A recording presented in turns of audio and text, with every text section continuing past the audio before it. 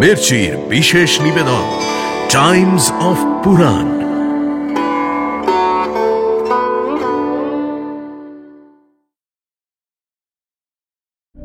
আমার অভিশাপে তোমারও স্ত্রীর সঙ্গে সঙ্গম করতে গিয়েই মৃত্যু হবে। ওই মাংসপিণ্ডটা নিয়ে গিয়ে বনের মধ্যে ফেলে দাও, বনের পশুরা ওটা খেয়ে ফেলুক। পাণ্ডু তো অভিশপ্ত, তাহলে যুধিষ্ঠির এলো কোথা থেকে?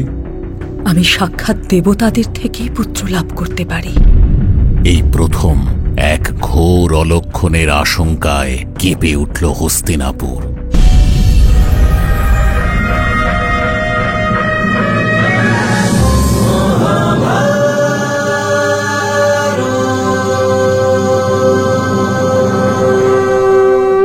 মহাভারত, চিরকালের চিরনতুন।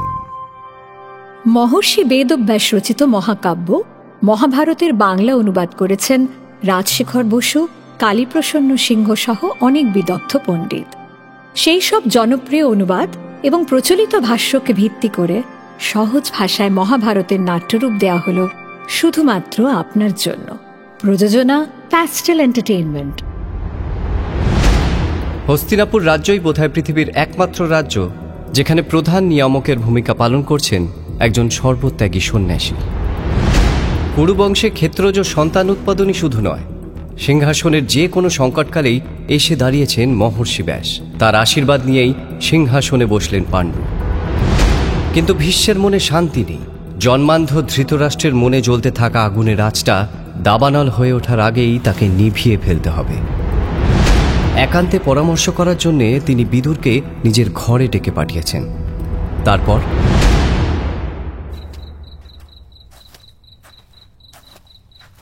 প্রণাম জ্যেষ্ঠতাতো, আপনি আমাকে ডেকেছিলেন? কল্যাণ হোক। এসো বিদুর, তোমার সঙ্গে একান্তে কিছু পরামর্শ করা প্রয়োজন। আজ্ঞা করুন জ্যেষ্ঠতাতো। হস্তিনাপুরের রাজসিংহাসনের আপাতত কোনো বিপদ নেই। বহুদিন পরে এই কুরু রাজ্য তার রাজাকে পেল। কিন্তু বিদুর, এই বংশের ভাগ্য খুব একটা সুখের নয়। যে কোনো মুহূর্তে আবার যদি সিংহাসনের কোনো সংকট ঘনিয়ে আসে। না না না বিদুর, এই আনন্দের দিনেও আমি নিশ্চিন্ত হতে পারছি না। সারা জগতের মধ্যে আপনার দূরদৃষ্টি আর বিবেচনার তো কোনো তুলনা হয় না জ্যেষ্ঠতাতো। আপনি নিশ্চয়ই এ ব্যাপারে কিছু বিবেচনা করেছেন। হ্যাঁ বিদুর, ঠিকই বলেছ তুমি। হস্তিনাপুরের রাজকুমারদের আমি বিবাহ দিতে চাই, যত শীঘ্র সম্ভব। বাহ, এ তো উত্তম প্রস্তাব। কিন্তু কুরুবংশের উপযোগী বধূ খুঁজে বার করতে হবে।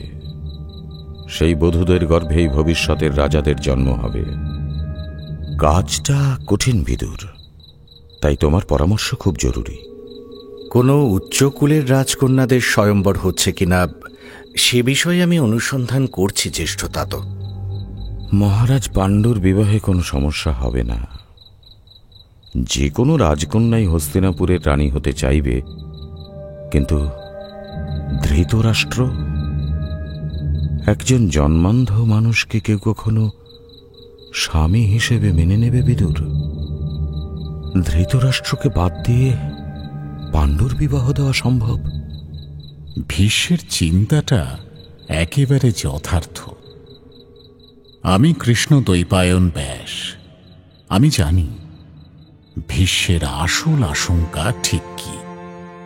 ধৃতরাষ্ট্র একে অন্ধ, তার ওপর সে রাজাও নয়। তাহলে কোনো রাজকন্যা তাকে কেন বিবাহ করবে? বিদুরও যে এই কথাটা ভাবেনি এমন নয়, কিন্তু ভাবনা চিন্তা করে কোনো সমাধানও তো মিলছে না। এদিকে কোনো রাজকন্যাকে জোর করে নিয়ে আসতে গিয়ে আগেই আঘাত পেয়েছেন ভীষ্ম। অম্বার ঘটনা এখনো তার মনে ক্ষত হয়ে আছে, তাই তিনি একা কোনো সিদ্ধান্ত নিতে পারছেন না। এই অবস্থায় একটাই রাস্তা খোলা আছে। কোনো ছোট রাজ্য যদি নিজের ক্ষমতা আর সম্মানের লোভে হস্তিনাপুরের সঙ্গে হাত মেলাতে রাজি হয়, তাহলেই আর কোনো সমস্যা থাকে না। সেই রাজ্যের রাজকন্যার সঙ্গে ধৃতরাষ্ট্রের বিবাহ দিতে কোনো বাধা থাকবে না। বিদুরের পরামর্শে ভীষ্ম সেই কূটনীতির রাস্তাটাই বেছে নিলেন। গান্ধার রাজ সুবলের কন্যা গান্ধারীর কথা সকলেই জানে। হস্তিনাপুরের তুলনায় গান্ধার রাজ্য এমন কিছু শক্তিশালী নয়, কিন্তু সেই রাজ্যের রাজকন্যা তার স্বভাব আর মাধুর্যের গুণে বাল্যকাল থেকেই বিখ্যাত হয়ে উঠেছে। তার উপর তার তপস্যা আর শ্রদ্ধাবোধকেও লোকে সম্মান করে। গান্ধার রাজ্যের রাজকন্যা গান্ধারী সব দিক দিয়েই অতুলনীয়। শিবভক্ত সেই কন্যার প্রতি মহাদেবের বিশেষ আশীর্বাদের কথাও কেউ কেউ জানত। ভীষ্মের চিন্তা দেখে বিদুরের এবার সেই কথাটাই মনে পড়ে গেল। একটি কন্যার সংবাদ জানি। জ্যেষ্ঠতা তো অভয় দেন, তো তাঁর কথাটাই এবার বলি। বলো বিদুর, তোমার কাছ থেকে শুনতেই তো চাই। গান্ধার রাজ্যের রাজকুমারী গান্ধারীর কথা ভাবছিলাম। রূপে, গুণে, স্বভাবে সব দিক দিয়েই তিনি এই বংশের মান রাখতে পারবেন বলেই আমার মনে হয়। শোনা যায় তাঁর প্রতি মহাদেবের বিশেষ বরও রয়েছে। কুরু বংশের জ্যেষ্ঠ সন্তানের জন্য তাঁর চেয়ে উপযোগী বধূ আর বোধহয় কেউ নেই। হ্যাঁ, ঠিক বলেছ বিদুর। এই জন্যই লোকে তোমাকে ধর্মাত্মা বলে ডাকে। তোমার বিবেচনা আমাকেও মুগ্ধ করে দেয়। গান্ধারীর বরলাভের কথাটা আমিও শুনেছি। মহাদেবের আশীর্বাদে সে শতপুত্রের জননী হবে। এমন এক কন্যা হস্তিনাপুরের বধূ হয়ে এলে সিংহাসনের আর কোনো সংকট থাকবে না। কুরুবংশের উত্তরাধিকারী নিয়েও আর কোনো দুশ্চিন্তা থাকবে না। তাছাড়া হস্তিনাপুরের সঙ্গে সম্পর্ক গড়ে তুলতে গান্ধার রাজের কোনো আপত্তি থাকার কথাও নয়। আমি শীঘ্রই গান্ধারীকে হস্তিনাপুরে নিয়ে আসব। এখানেই ধৃতরাষ্ট্রের সঙ্গে তার বিবাহ দেব। হস্তিনাপুরের তুলনায় গান্ধার রাজ সুবলের ক্ষমতা খুবই কম। তার উপর ধৃতরাষ্ট্রের সঙ্গে গান্ধারীর বিয়ের প্রস্তাব পাঠিয়েছেন স্বয়ং ভীষ্ম। গান্ধার রাজকে উপহারও কম কিছু দেননি তিনি। গান্ধার রাজ সুবল তাঁর পুত্র শকুনিকে দিয়ে গান্ধারীকে হস্তিনাপুরে পাঠালেন। পিতার আদেশ অমান্য করার সাহস শকুনির নেই, কিন্তু কনিষ্ঠা ভগিনী গান্ধারী যে তাঁর প্রাণের চেয়েও প্রিয়। এক জন্মান্ধ রাজকুমারের সঙ্গে সেই ভগিনীর বিবাহ বোধহয় শকুনি মেনে নিতে পারেনি। তার উপর নিজের অন্ধ স্বামীর অপারগতার সঙ্গে সামঞ্জস্য রাখতে নিজের চোখেও যখন কালো কাপড় বেঁধে নিল গান্ধারী, সে দৃশ্য শকুনির আর সহ্য হল না বোধহয়। তার অমন একটি ফুলের মতো কোমল ভগিনীর ভাগ্যে এত বড় যন্ত্রণা তাকে ভেতর থেকে অসহায় করে তুলল। তাই যতই গান্ধারীকে সঙ্গে নিয়ে বিবাহ দেওয়ার জন্য হস্তিনাপুরে শকুনি আসুক না কেন, কুরু বংশের প্রতি কখনোই তার কোনো শ্রদ্ধা ছিল না। অথচ হস্তিনাপুরের সঙ্গে কোনো বিবাদও তো সম্ভব নয়। যেখানে ভীষ্মের মতো এমন একজন দিগ্বিজয়ী মহাবীর রয়েছেন, সেখানে ছোট্ট একটা গান্ধার রাজ্য কি বা করতে পারে? শকুনি অতি বিচক্ষণ মানুষ। গায়ের জোরে হস্তিনাপুরের সঙ্গে সে কিছুতেই পারবে না, এ কথাটা সে জানত। তাই শক্তির চেয়েও সুযোগের প্রতি তার ভরসা বেশি ছিল। গান্ধারীর অমর্যাদার প্রতিদান সে নেবেই। নিজের কাছে নিজেই এই প্রতিজ্ঞা করেছিল নিশ্চয়ই। কিন্তু বড় চতুরভাবে নিজেকে আড়াল করে রেখেছিল সে। তার মনোভাবের কথা ভীষ্ম ঘুণাক্ষরেও বুঝতে পারেননি, অথবা বুঝলেও তাচ্ছিল্য করেছিলেন বোধহয়। কোথায় হস্তিনাপুর আর কোথায় গান্ধার, সেসব কথা ভাবার চেয়ে বরং রাজা কুন্তিভোজের কন্যার স্বয়ম্বরে মহারাজ পাণ্ডুকে পাঠাতে ব্যস্ত ছিলেন তিনি। মহারাজের জয় হোক। মহামতি ভীষ্ম আপনার কাছে এসেছেন। প্রণাম জ্যেষ্ঠ তাত। আপনি নিজে কেন এলেন? আমাকে ডেকে পাঠালেন না কেন?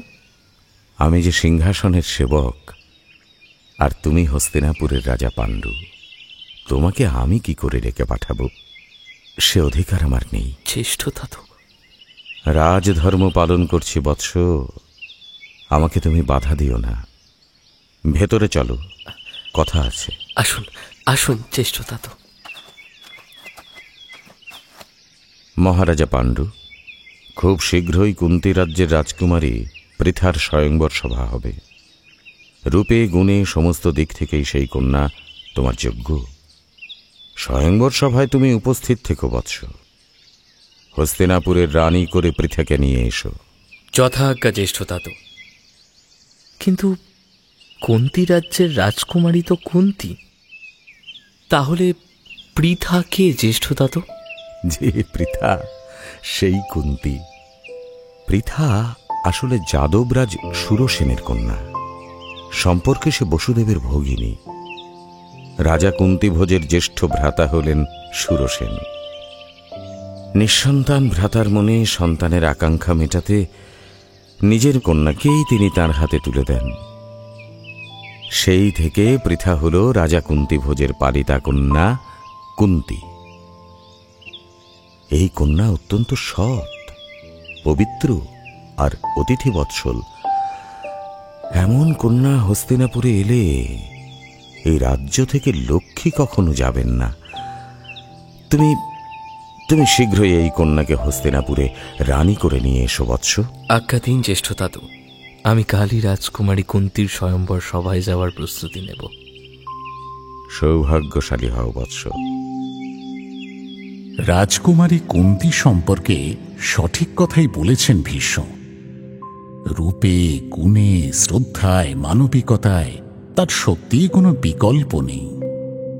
তার উপরে মহর্ষি দুর্বাসার আশীর্বাদে আরও এক বিরল ক্ষমতার অধিকারিণী এই কুন্তী। সেই ক্ষমতার কথা অবশ্য আর কারোর জানা নেই। দেশের সমস্ত রাজকুমারী হস্তিনাপুরের তরুণ রাজা পাণ্ডুকে স্বামী হিসেবে পেতে চায়। তাই নিজের স্বয়ম্বরে স্বয়ং সেই পাণ্ডুকে দেখে তার গলাতেই বরমাল্য দিল কুন্তী। আর যাদবরাজ দেবকের কন্যা সুলভার সঙ্গে বিবাহ হল বিদুরের। রাজকন্যা হলেও সুলভা কখনো রাজকুমারীর পরিচয় পায়নি, কারণ বিদুরের মতো সুলভাও এক শূদ্রদাসীর কন্যা ছিল। তাই রাজপ্রাসাদে তার কোনো স্থান হয়নি। তবে বিবাহ পর্ব কিন্তু এখানেই মিটল না। হস্তিনাপুরের রাজ সিংহাসন নিয়ে অতীত অভিজ্ঞতার কথা ভীষ্ম ভোলেননি। তাই মহারাজ পাণ্ডুর উত্তরসূরি আসার ব্যাপারটি আরও নিশ্চিত করবেন বলেই ভীষ্ম তার আরেকটি বিবাহ দেওয়ার কথা ভাবলেন। সেই ভাবনার কথাটা পাণ্ডুর কাছে গোপন রইল না। সাবধান! হস্তিনাপুর নরেশ মহাপরাক্রমশালী মহারাজা ধীরাজ পাণ্ডু আসছেন। প্রহরী, আমি জ্যেষ্ঠ তাতুর কাছে যেতে চাই। ভিতরে গিয়ে তাকে সংবাদ দাও। যথাজ্ঞা মহারাজ। এসো বৎস, ভেতরে এসো। তোমাকে এতটা উতলা দেখাচ্ছে কেন? প্রণাম জ্যেষ্ঠ তাত। শুনলাম আপনি আমার আরও একটি বিবাহ দেওয়ার উদ্যোগ নিচ্ছেন। ঠিকই শুনেছ। ক্ষমা করবেন জ্যেষ্ঠ তাত। আপনার আশীর্বাদে কুন্তীকে রানী করে আনতে পেরে আমি সুখী। তাহলে এই দ্বিতীয় বিবাহের কি প্রয়োজন জ্যেষ্ঠ তাত? রাজার নিজের কোনো সুখ দুঃখ থাকা উচিত নয় বৎস। প্রজার সুখেই রাজার সুখ, প্রজার মঙ্গলেই রাজার মঙ্গল। রাজ্যের মঙ্গলের জন্য যা প্রয়োজন সে কাজ করতে কখনো দ্বিধা করো না। তোমার এই দ্বিতীয় বিবাহে হস্তিনাপুরের মঙ্গল হবে বৎস। অপরাধ নেবেন না জ্যেষ্ঠ তাত। মহারানী কুন্তীর শপথ নিয়ে আনার ব্যাপারে আমার আমার মন সায় দিচ্ছে না। মহারাজা পাণ্ডু, তুমি এখন পত্নী প্রেমে অন্ধ, তাই রাজধর্ম, কূটনীতি, কৌশল সবটাই বিস্মৃত হয়েছ। হস্তিনাপুরকে সুরক্ষিত করার জন্য মদ্রদেশের সঙ্গে সম্পর্ক তৈরি করা জরুরি। মদ্রদেশের বাল্লিক বংশের মানুষজন অস্ত্রবিদ্যায় পারদর্শী। তাছাড়া যুদ্ধের উপযোগী উচ্চমানের অশ্ব, সারথি এবং নিপুণ যোদ্ধা সবই ওদের দখলে। তাই সেই রাজ্যের রাজকুমারীর সঙ্গে বৈবাহিক সম্পর্ক তৈরি হলে হস্তিনাপুর সমস্ত দিক দিয়ে উপকৃত হবে। আমি মদ্ররাজ শল্যর কাছ থেকে মাদ্রীকে তোমার জন্য চেয়ে আনতে যাচ্ছি। তোমার দ্বিতীয় পত্নী হবে মাদ্রী। মদ্রদেশের সঙ্গে কূটনৈতিক সম্পর্ক গড়ে তোলার ব্যাপারে ভীষ্মের দূরদৃষ্টি বেশ প্রশংসনীয়। মহারাজ পাণ্ডুর সঙ্গে মাদ্রীর বিবাহের প্রস্তাব নিয়ে তিনি স্বয়ং মদ্রদেশে গেলেন। তবে তিনি ঠিকই বলেছিলেন, মদ্রদেশ কিন্তু নিজের নীতিতে চলে। অত্যন্ত স্বাধীনচেতা আর সাহসী সেই দেশের রাজা শল্য ভীষ্মকে উপযুক্ত সম্মান দিয়ে বললেন, হে মহামতি ভীষ্ম, মদ্রদেশে আপনাকে স্বাগত জানাই। আপনার প্রস্তাবকেও সম্মান জানাই আমি। তবে আমার বংশের একটি রীতি আছে, ভালো কিংবা খারাপ যাই হোক না কেন সেই রীতি মেনে চলতে আমি বাধ্য। বংশের রীতি মেনে চলাটাই তো ধর্ম। এ ব্যাপারে আপনি কোনো দ্বিধা রাখবেন না মদ্ররাজ শল্য। আপনি আমার সঙ্গে নিঃসংকোচে কথা বলতে পারেন। মহামতি ভীষ্ম, আমাদের বংশের রীতি হল যে এই বংশের কোনো কন্যাকে বিবাহ করতে হলে কন্যাপণ দিতে হয়। রাজকুমারী মাদ্রীর ক্ষেত্রেও তার অন্যথা হবে না। মদ্র রাজকুমারীর জন্য উপযুক্ত কন্যাপণ সঙ্গে করে নিয়েই এসেছি আমি।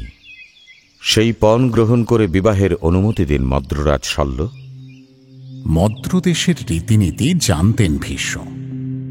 হস্তিনাপুর থেকে যাত্রা করার সময় মহামূল্যবান ধনরত্ন, উত্তম বস্ত্র, দুর্মূল্য হাতি, উন্নত শ্রেণীর ঘোড়া ইত্যাদি বহু কিছু সঙ্গে নিয়ে গিয়েছিলেন তিনি।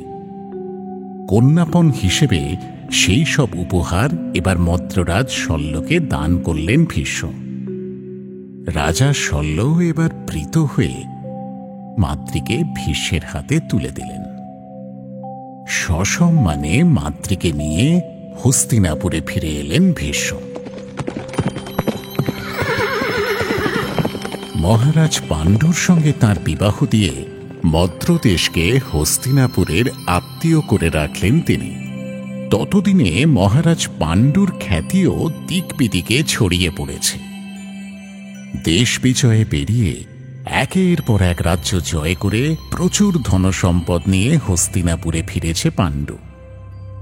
আর তারপর জ্যেষ্ঠ ভ্রাতা ধৃতরাষ্ট্রের অনুমতি নিয়ে সেই সব সম্পদ নিজের দুই মাতা অম্বিকা, অম্বালিকা এবং কনিষ্ঠ ভ্রাতা বিদুরের মধ্যে ভাগ করে দিয়েছে সে। কুরু রাজ্যে সুখ শান্তি ফিরে এসেছে। নিজের রাজ্যকে সুরক্ষিত দেখে এবার দুই মহিষীকে সঙ্গে নিয়ে বেশ কিছুদিনের জন্য মৃগয়া করতে গেল পাণ্ডু। রাজপ্রাসাদ ছেড়ে একটু শান্তি আর বিশ্রামের আশায় সপরিবারে বনে গেল সে। শান্ত প্রকৃতি, মুনি ঋষিদের অভ্যর্থনা আর বন্য পশু পাখিদের সঙ্গে দিনগুলো তার ভালোই কাটছিল।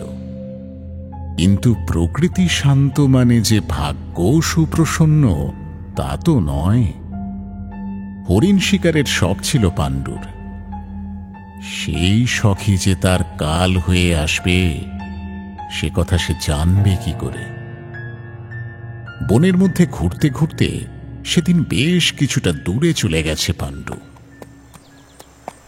বাহ, কি চমৎকার জায়গা! শিকারের পক্ষে একেবারে উপযুক্ত পরিবেশ। সামনে ঝর্ণা, তৃণভূমি, চারিদিকটা কি সবুজ! এমন একটা জায়গাই তো হরিণদের জন্য আদর্শ। এখানে নিশ্চয়ই হরিণ আছে। আমি বরং ওই গাছটার আড়ালে গিয়ে দাঁড়াই।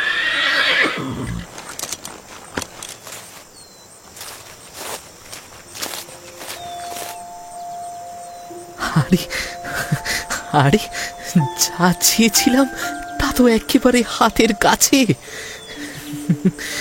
আবার একটা নয় এক জোড়া হরিণী মিলিত হচ্ছে। এই মিলনের মুহূর্তটাই যদি স্বীকার করতে পারি, তাহলে এক তীরে দুজনকেই একসঙ্গে গেঁথে নিতে পারবো। একটা কুন্তির আর একটা মাদ্রির, আমার দুই রানীর জন্য দুটো হরিণ।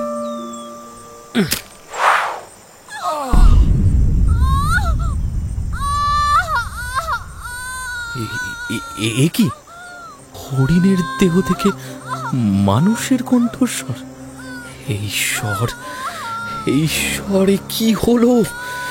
এ কোন মহাপাপ করলাম আমি! যাই তো এক্ষুনি গিয়ে দেখি কোন মহাপাপ করলাম আমি।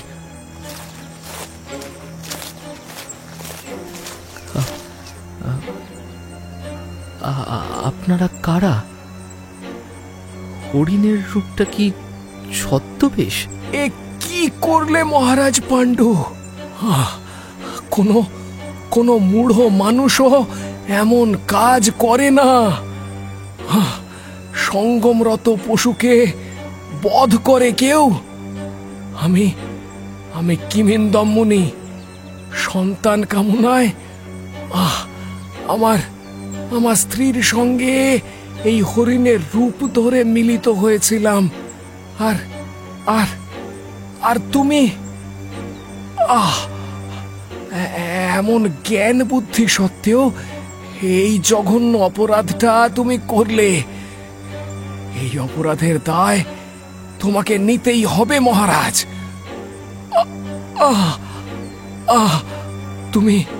তুমি জানতে না যে আমি ব্রাহ্মণ, তাই ব্রহ্মহত্যার দায় তোমার উপর বর্তাবে না। তবে যেমন আমাদের মিলনের সময় স্বীকার করলে তুমি আমার অভিশাপে, তোমারও স্ত্রীর সঙ্গে সঙ্গম করতে গিয়েই মৃত্যু হবে। মহারাজ পাণ্ডুর জীবন এবার শূন্য হয়ে গেল। হাত পা অবশ হয়ে গেল তার। এমন তীব্র অভিশাপের সামনে সে দাঁড়াতে পারল না। কাঁপতে কাঁপতে নিজের কুঠিতে ফিরে এলো পাণ্ডু। সেখানে তার দুই রানী তখন ঋষি পত্নীদের সঙ্গে বিভোর হয়ে গল্প করছিল। মহারাজের এমন ভয়ার্ত চেহারা দেখে দুজনেই স্তব্ধ হয়ে গেল। তারপর পাণ্ডুর মুখ থেকে যখন সেই সর্বনাশের কথা শুনল তারা, তখন দুশ্চিন্তায় আতঙ্কে শিউরে উঠল মাতৃ। তবে কুন্তী বরাবরই স্থিতধী। শত বিপদের সামনেও সে অবিচল। কুন্তী শান্ত হয়ে সব শুনল। কিভাবে এই বিপদ থেকে উদ্ধার পাওয়া যায় সেই কথাই ভাবতে লাগল সে। এদিকে নিজের দুর্ভাগ্যের কথা ভেবে তার রাজসিংহাসন ত্যাগ করল পাণ্ডু। কথায় বলে না, বিপদকালে বুদ্ধি লোপ পায়। এত বড় সিদ্ধান্ত গ্রহণের আগে ভীষ্মের সঙ্গে একবারও পরামর্শ করার কথা তার মনেও পড়ল না। কিন্তু ভীষ্ম তো সিংহাসনের সেবক মাত্র। রাজা না চাইলে যে কোনো পরামর্শ দেওয়ার অধিকার তার নেই। পাণ্ডুকে থামাতে পারতাম শুধু আমি, মহর্ষি বেদব্যাস। কিন্তু আমি যে স্বেচ্ছায় দ্রষ্টার আসনে বসেছি। নিয়তি তার নিজের গতিতে বয়ে চলেছে। এদিকে হস্তিনাপুরে পাণ্ডুর জায়গায় রাজা হয়ে বসল ধৃতরাষ্ট্র। হিমালয়ের কোলে তপবনে পাণ্ডু তখন সাধারণ তপস্বীর জীবন বেছে নিয়েছে। সে খবর হস্তিনাপুরে পাঠিয়ে দিয়ে নিজের সমস্ত বহুমূল্য জিনিস ব্রাহ্মণদের মধ্যে বিলিয়ে দিল পাণ্ডু। কিন্তু নিজের দুই রানী কেন এই দুর্ভাগ্যের দায় নেবে? রানীদের হস্তিনাপুরে ফিরে যাওয়ার অনুরোধ জানালো পাণ্ডু। অবশ্য পাণ্ডুর সেই অনুরোধ তারা কেউই রাখল না। কুন্তী স্পষ্ট জানিয়ে দিল, মহারাজ, আমরা আপনার ধর্মপত্নী। আপনি ধর্ম পালন করতে চান, বেশ তো, আমাদের সঙ্গে থাকতে আপত্তি কোথায়? শাস্ত্রে ধর্মপত্নীদের সেই অধিকার দেওয়া আছে। আপনার সঙ্গে আমরাও নিজেদের ইন্দ্রিয় দমন করে তপস্যা করব। তবু আপনাকে ছেড়ে যাওয়ার কথা আমরা ভাবতেও পারি না মহারাজ। সমস্ত রাজকীয় সম্পদ আর বিলাসিতা ছেড়ে দুই স্ত্রীকে সঙ্গে নিয়ে পাণ্ডু এবার শতশৃঙ্গ পর্বতে পাড়ি দিল। নাগশত, চৈত্ররথ, কালকূট, গন্ধমাদন পাহাড় আর ইন্দ্রদুম্ন সরোবর পেরিয়ে তারা এগোতে লাগল। পথে বহু ঋষির সঙ্গে দেখা হলো তাদের। ঋষিদের কাছ থেকে কৃচ্ছ সাধন আর তপস্যা সম্পর্কে অনেক কিছু শিখতে লাগলো তারা। কুন্তী আর মাতৃকে নিয়ে এভাবেই নিজের কৃতকর্মজাত পাপক্ষয় করতে লাগলো পাণ্ডু। ওদিকে হস্তিনাপুরে গান্ধারীর গর্ভলক্ষণ দেখা দিয়েছে। ধৃতরাষ্ট্রের তো আনন্দের সীমা নেই, কিন্তু স্বাভাবিকের চেয়ে অনেক বেশি সময় পার হয়ে গেল, তবু গান্ধারীর প্রসবকাল এলো না। দেখতে দেখতে 2 বছর কেটে গেল। সেই স্ফীত গর্ভ নিয়েই রইল গান্ধারী। তখনও অবধি তার সন্তান ভূমিষ্ঠ হল না। বিস্ময়ে স্তব্ধ হয়ে গেল হস্তিনাপুর। এ আবার কি দুর্ভাগ্য! ভেবেও উঠতে পারল না কেউ। এমন ঘটনা তো কখনো ঘটেনি। শেষে একদিন রাগে দুঃখে অধীর হয়ে ধৃতরাষ্ট্রকে কিছু না জানিয়ে গর্ভপাত করে ফেলল গান্ধারী। কিন্তু কোথায় ভ্রূণ? লোহার মতো কঠিন একটা মাংসপিণ্ড প্রসব করল সে। দাসীর মুখ থেকে এই খবর জানতে পেরে শোকে আকুল হয়ে উঠল গান্ধারী।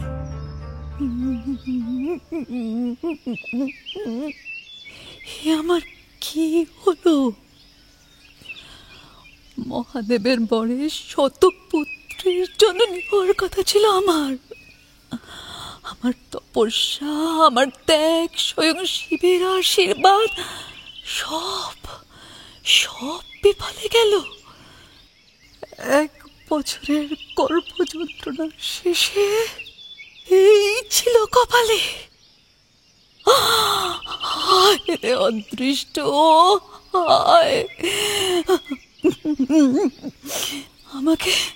আমাকে কোন পাপের শাস্তি দিচ্ছ হে ঈশ্বর? আমার সন্তান তো এলো না, আমার সন্তান তো এলো না। শোনো দাসী, ওই মাংসপিণ্ডটা নিয়ে গিয়ে বনের মধ্যে ফেলে দাও। বনের পশুরা ওটা খেয়ে ফেলুক। ওই পিণ্ডটায় আমার আর কোনো প্রয়োজন নেই। এই কি করছো গান্ধারী? দাঁড়াও, ওই পিণ্ডটা ফেলে দিও না। মহাদেবের আশীর্বাদ কখনো মিথ্যা হবে না। মহর্ষি ব্যাসদেব, আমার প্রণাম গ্রহণ করুন মহর্ষি। দীর্ঘায়ু হও ভদ্রে। ওই মাংসপিণ্ডটাই তো তোমার গর্ভ, ওকে বাঁচিয়ে রাখো। ওই পিণ্ডই তোমাকে সন্তান দেবে ভদ্রে। ঠান্ডা জলে ওই পিণ্ডটাকে ভিজিয়ে রাখো। ওখান থেকে 101টা ভ্রূণের জন্ম হবে। প্রতিটি ভ্রূণকে একটা করে ঘি ভর্তি কলসের মধ্যে ডুবিয়ে রাখো। আমি বলছি ভদ্রে, ওই কলসের মধ্যেই তোমার 101 সন্তানের সৃষ্টি হবে। আমার কথায় বিশ্বাস রাখো। প্রণাম মহর্ষি, আপনার নির্দেশ মেনেই সব কাজ করব আমি। 101টা ঘি ভরা কলস থেকে 100 জন পুত্র আর একটি কন্যার জন্ম তো হল, তবে এই শতপুত্র ছাড়াও ধৃতরাষ্ট্রের আরও একটি পুত্র এসেছে। গান্ধারী যখন নিজের গর্ভভারে অবসন্ন, সেই সময় ধৃতরাষ্ট্রের সেবা করত এক দাসী। সেই দাসীর গর্ভ থেকে যুযুৎসু নামের একটি সন্তান পেয়েছে ধৃতরাষ্ট্র। যদিও দাসী পুত্র কখনোই রাজসিংহাসন পাবে না। এদিকে গান্ধারীর জ্যেষ্ঠ পুত্র দুর্যোধনের জন্মের আগেই শতশৃঙ্গ পর্বতে কুন্তীর কোলে যুধিষ্ঠিরের জন্ম হল। কুন্তীর গর্ভজাত হলেও যুধিষ্ঠির কিন্তু পাণ্ডুর ঔরসজাত সন্তান নয়, কারণ পাণ্ডু তো অভিশপ্ত। তাহলে যুধিষ্ঠির এলো কোথা থেকে? হস্তিনাপুরের পরবর্তী প্রজন্মের জন্মকাহিনী শোনার আগে আর একবার শতশৃঙ্গ পর্বতে যেতে হবে। সেই সময় হস্তিনাপুরে গান্ধারী গর্ভবতী, আর ওদিকে পাণ্ডু তার বংশলোপের আশঙ্কায় শোকে মুহ্যমান। তপবনের ঋষিদের কাছ থেকে পরিত্রাণের উপায় জানতে চাইল সে। ঋষিরা কিন্তু তাকে এক আশ্চর্য অভয়বাণী শোনালেন। কেন মিথ্যে শোক করছ মহারাজ পাণ্ডু? তোমার দেবতুল্য সন্তান হবে, এ তো আমরা দিব্যচক্ষে দেখতে পাচ্ছি। কিন্তু কিন্তু কিন্তু আমার আমার অভিশাপ। মহারাজ, আমাদের এই দর্শন কখনো মিথ্যা হতে পারে না। ঋষিরা কি বলছেন? আমার সন্তান আসবে? কিন্তু কিন্তু কি করে? হ্যাঁ হ্যাঁ হ্যাঁ হ্যাঁ, যথার্থ বলেছেন তারা। মানুষের বিপদকালে বুদ্ধি নাশ হয়। আমিও তাই শাস্ত্রের কথা ভুলে গিয়েছিলাম। এবার এবার ঋষিদের আশীর্বাদে আমি আলো দেখতে পেয়েছি। মহারাজ, বেলা যে পড়ে এলো, আপনার পুজোর জোগাড় করে দিই। হ্যাঁ কুন্তি, কুন্তি, আমি আলোর সন্ধান পেয়েছি। সন্তানের মুখ আমি দেখতে পাবো। আমি না হয় অভিশপ্ত, কিন্তু কিন্তু তুমি তো নও।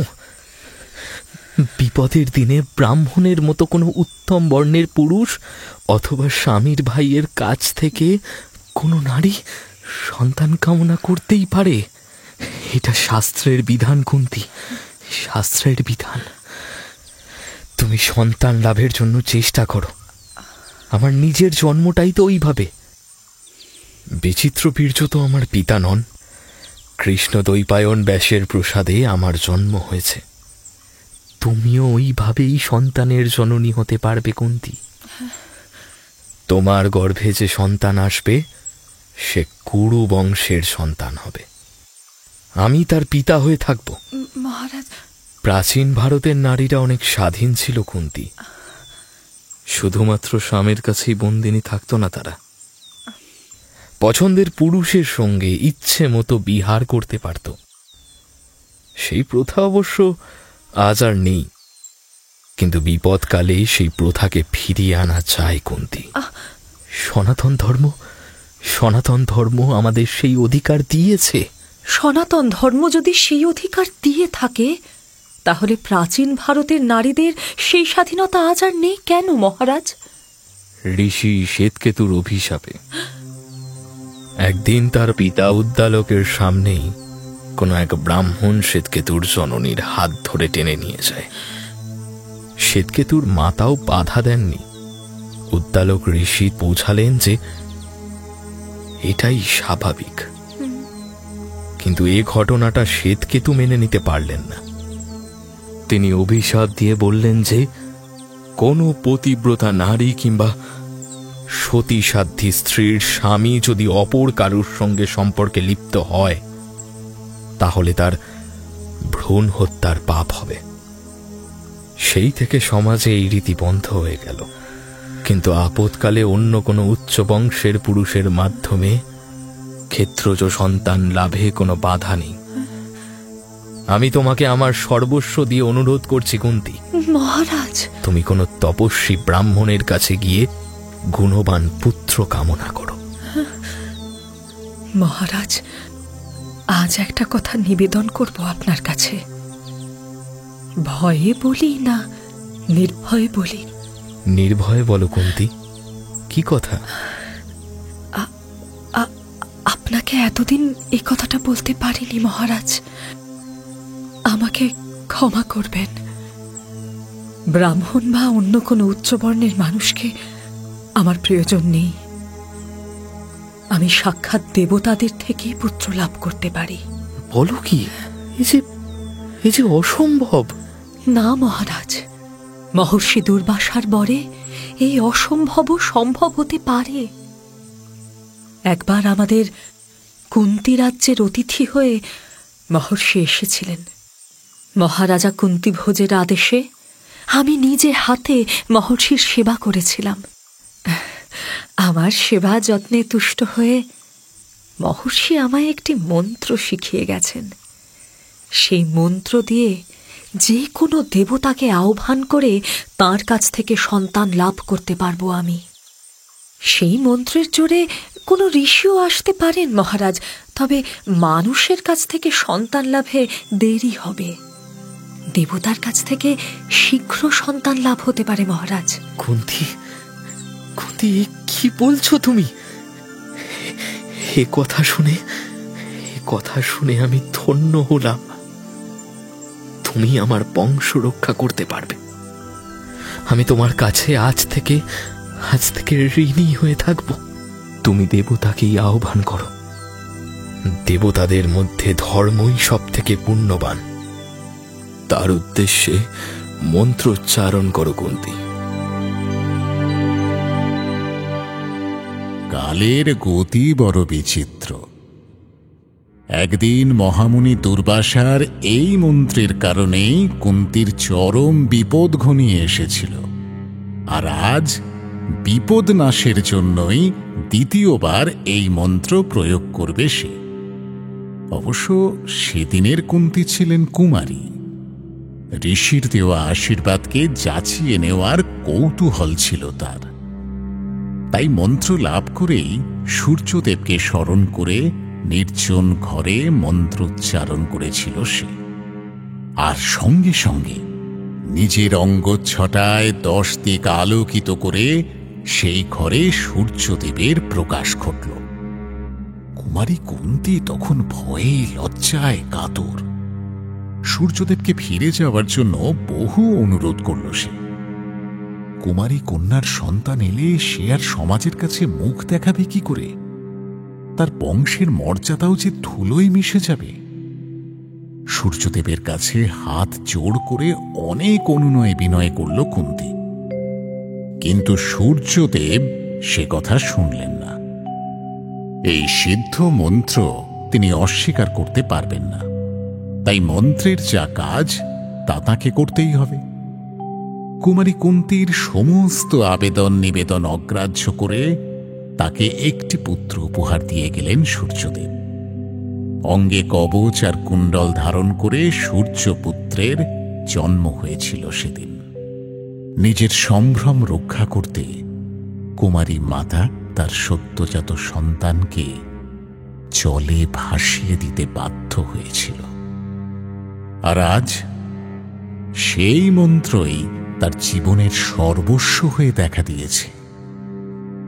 স্বামীর কথায় শতশৃঙ্গ পর্বতের ওপর ধর্মদেবকে আহ্বান করল কুন্তী। তার সঙ্গে মিলনের ফলে সেখানেই কুন্তীর গর্ভ সঞ্চার আর সন্তান প্রসব ঘটল। সন্তানের জন্মের সময় দৈববাণী হল, এই বালক সামান্য নয়, ধার্মিক মানুষের মধ্যে এই বালক হবে শ্রেষ্ঠ। এই বালকের ভূষণ হল সাহস ও সত্যবাদিতা।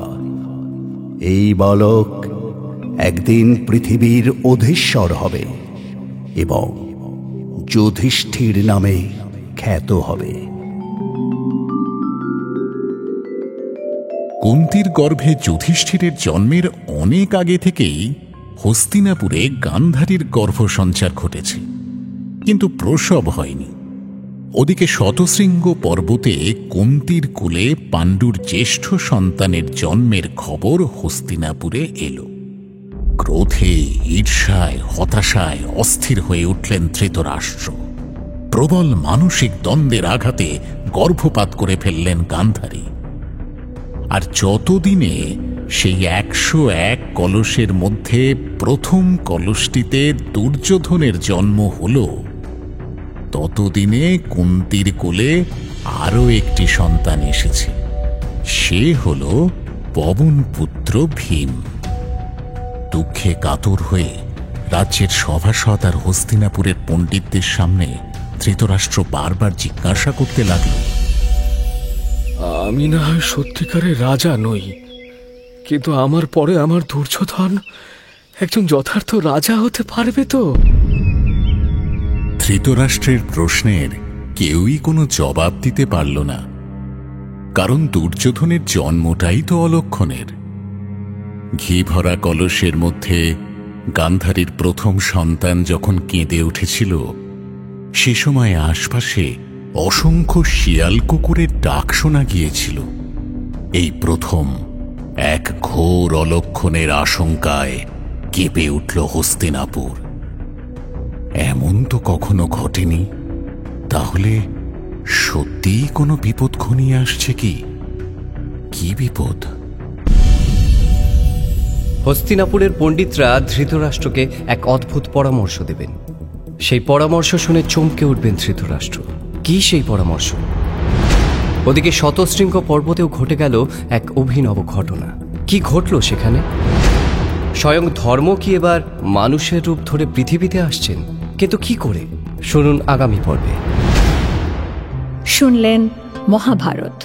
মুখ্য ভূমিকায় ব্যাসদেব সঞ্জয় দত্ত, ভীষ্ম উৎপল সরকার, বিদুর সমক রায়, কুন্তি মধুবন্তী মিত্র, পাণ্ডু সৌরভ রায়, নাট্যরূপ মহুয়া ব্যানার্জি, শব্দগ্রহণ ও আবহ সত্যজিৎ সেন, শব্দ পরিকল্পনা ও মিশ্রণ সব্যসাচী মুখার্জি, পরিচালনায় শাওলি মজুমদার, সৃজনশীল পরিচালনা ইন্দ্রাণী চক্রবর্তী, প্রযোজনা প্যাস্টেল এন্টারটেইনমেন্ট।